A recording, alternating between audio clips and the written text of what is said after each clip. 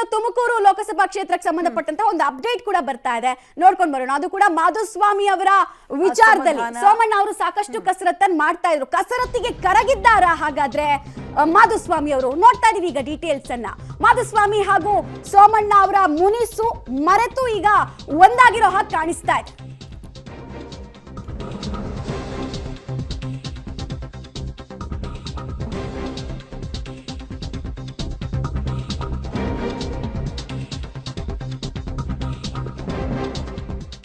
ಕೊನೆಗೂ ಮಾಧುಸ್ವಾಮಿ ಹಾಗೂ ವಿ ಸೋಮಣ್ಣ ಅವರು ಹತ್ರ ಆಗಿದ್ದಾರೆ. ಮುನಿಸು ಮರೆತು ಸೋಮಣ್ಣರನ್ನ ಮಾಧುಸ್ವಾಮಿ ಅವರು ಸ್ವಾಗತಿಸಿದ್ರು ಅನ್ನೋದು ಗೊತ್ತಾಗ್ತಾ ಇದೆ.